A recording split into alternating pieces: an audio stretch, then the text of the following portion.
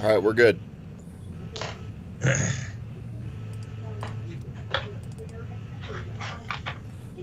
All right, well, we'll go ahead and call the meeting to order. And first item would be approval of minutes from the last meeting. I believe Kevin sent those out to everybody. Move to accept minutes as presented. Is there a second? Second, Steve Pajali. Thank you, Steve. All in favor? Aye. Aye. Opposed?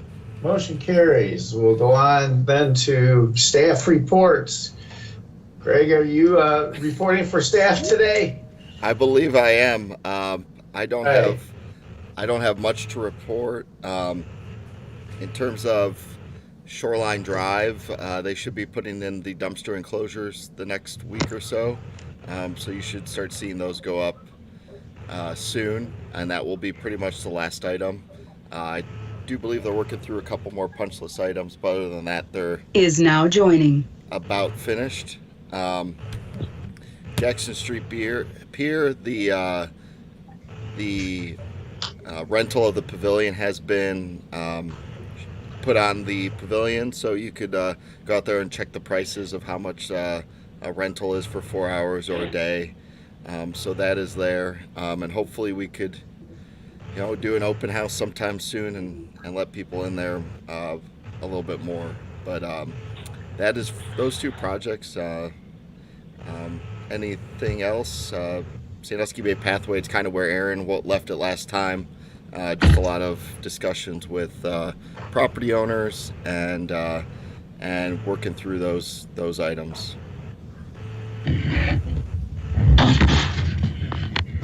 Okay. Does anyone have Mr. Chairman, Yes, Mike.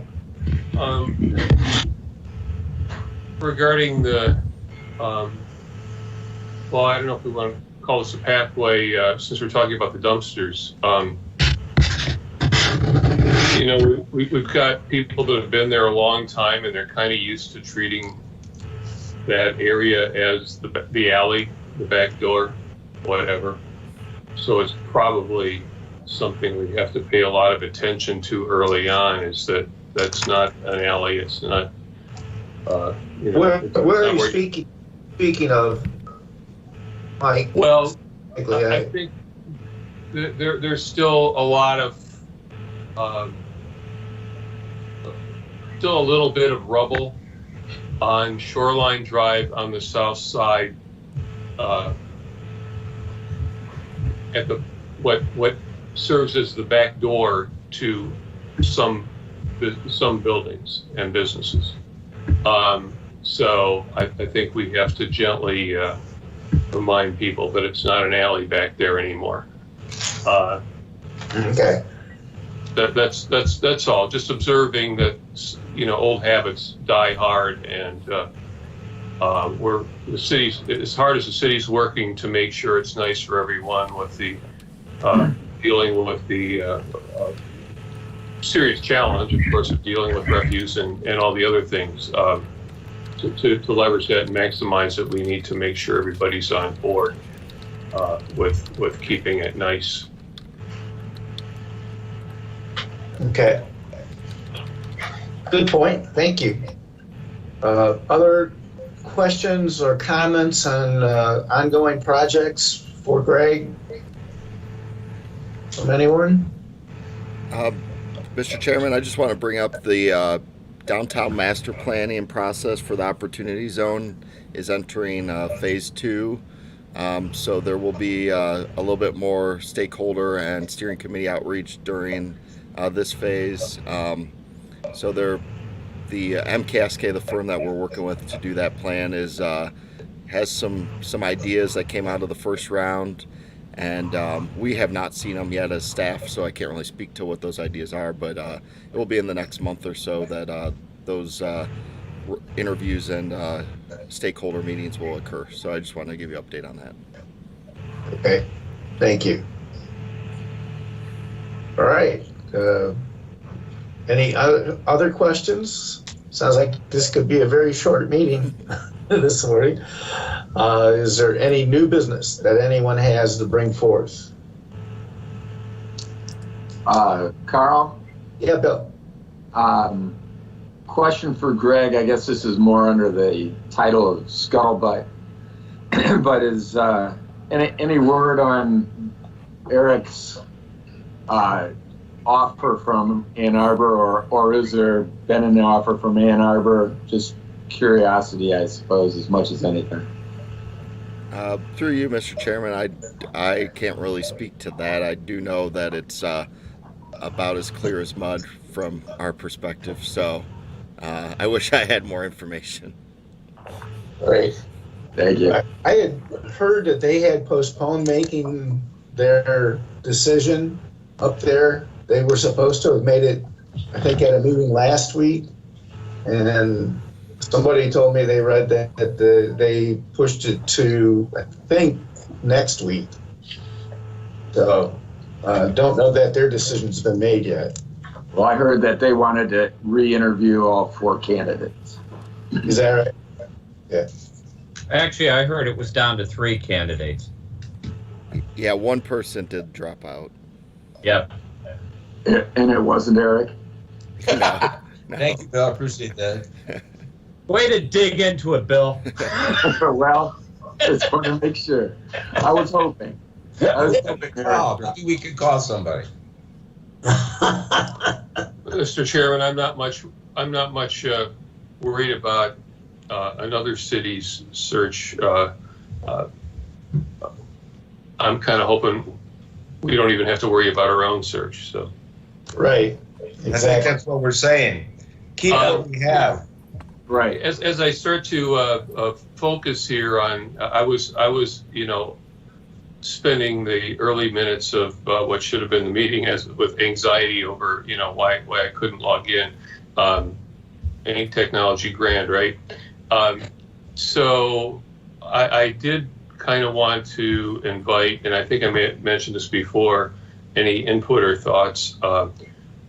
Again, we're looking at a lighting ordinance. The Planning Commission is so, and that was sort of one of my roles as a liaison to planning to this committee, at least early on as an appointee to this committee. So I would invite any thoughts anybody had regarding lighting. I know that even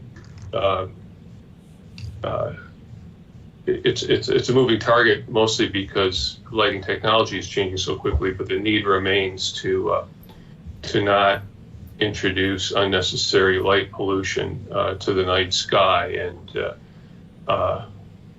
I was kind of wondering if we should include the requirement of training of city staff on the topic, because even the city, even stuff the city's doing has included stuff that wouldn't quite be compliant with the principles of mitigating and minimizing light pollution.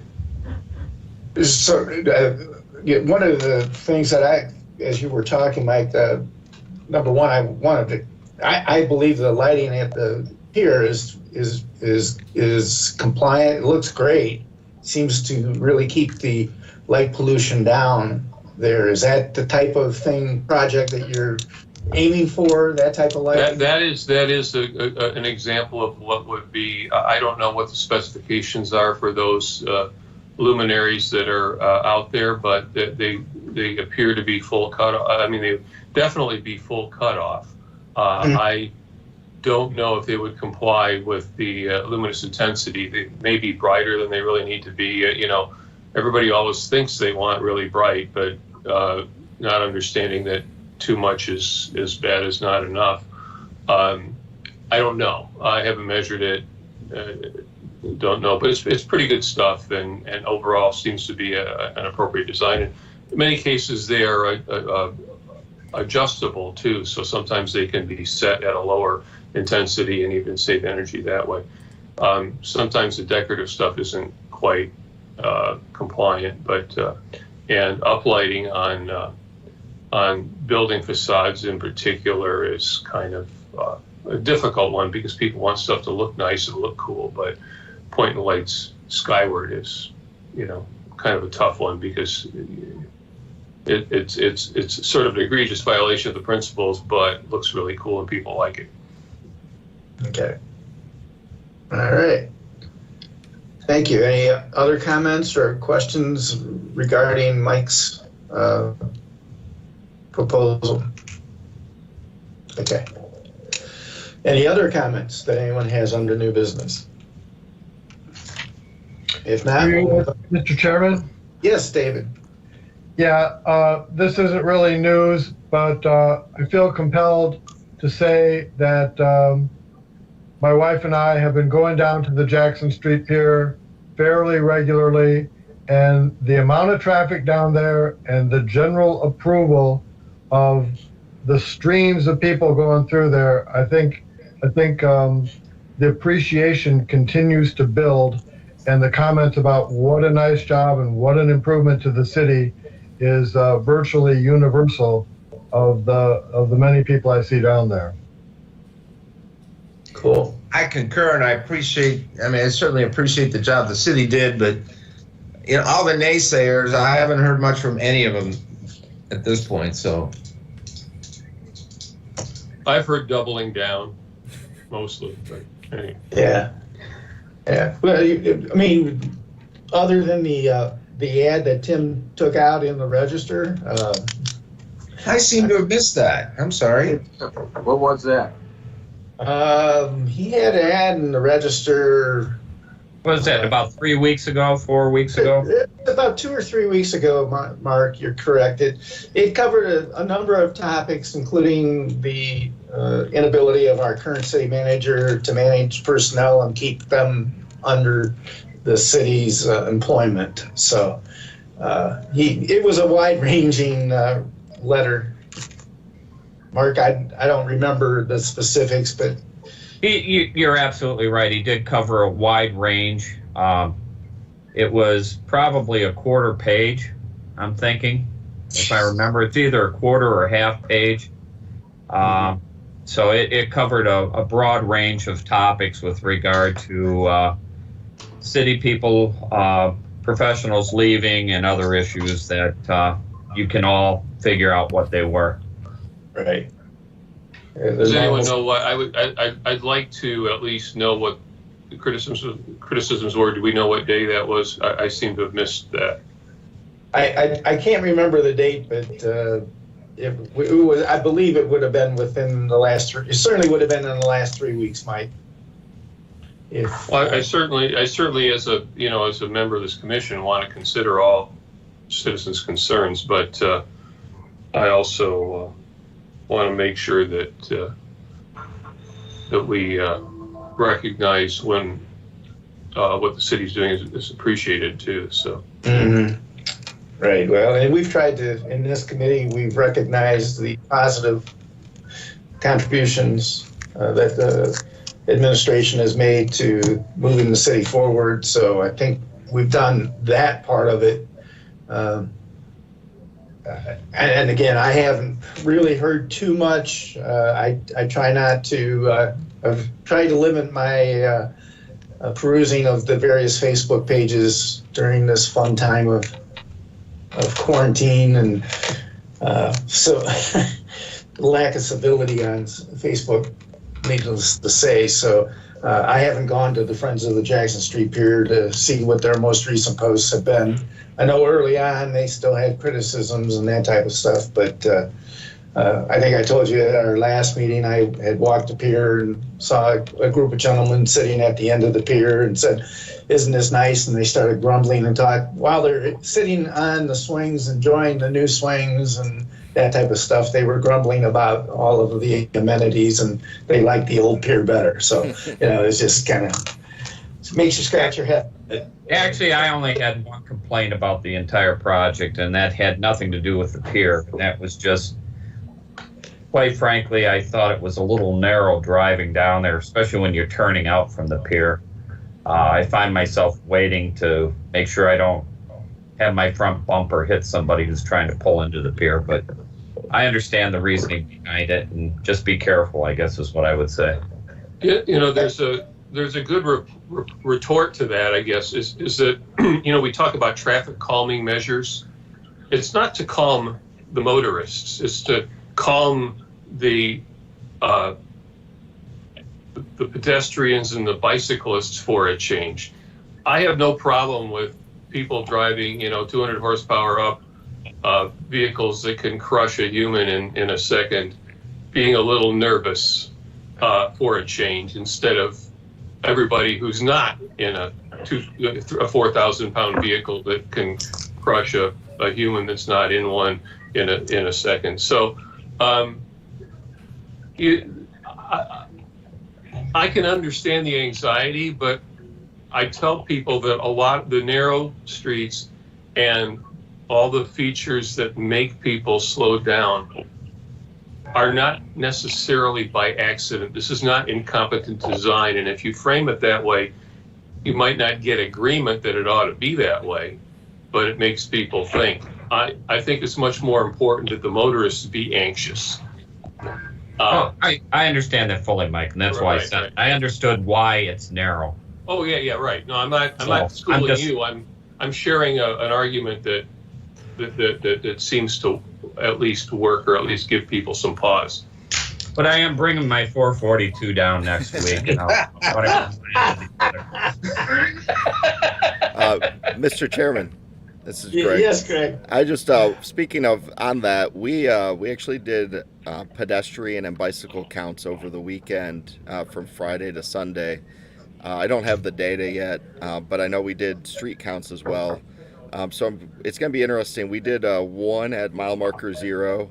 We did one on First Street, kind of where Bimini Drive is along the sidewalk, and then one on Cedar Point Drive, mostly to get a baseline of where things stand with users of the pathway today. So we're excited to see the difference between how many people are using it now and then how many potentially will use it once everything links up. Whoever's got the We have dog an muted, objection will to you? that. I can hear it in the background. What's that, Mike? So whoever's got the dog muted, will you? Sorry, I'm trying to do that. I just saw that as an objection from the community. Oh my goodness. All right. Let's see here. I guess we're going on to old business. Is that where we're at? I've kind of lost track. Yeah. All right. Any old business that anyone wants to bring for the group? I do have one question on the old business. Yes, I did see that the next round of townhouses is being built on the old Keller Building property. Mm-hmm. Is that the final phase, Greg, do you know, or is there an additional phase to that? Through you, Mr. Chairman, there is an additional phase. There's going to be 3, what the developer is calling cottage buildings that will be on the north side of the townhome. So you'll have the 10 townhomes that are facing the south, facing Water Street, and then 3 cottage buildings that will face Shoreline Drive. They'll be about 3 stories, and their entrance will be in line with Shoreline Drive. So the townhomes will be able to overlook these cottage buildings. Okay. Thank you. All right. Any other items under old business? If not, I don't believe we have any members of the general public here. And so we would take a motion to adjourn. I will move to adjourn, Chairman. Second, Steve All right. Jolly. Thank you, Steve.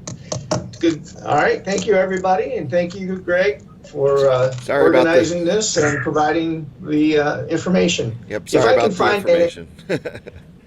All right. In my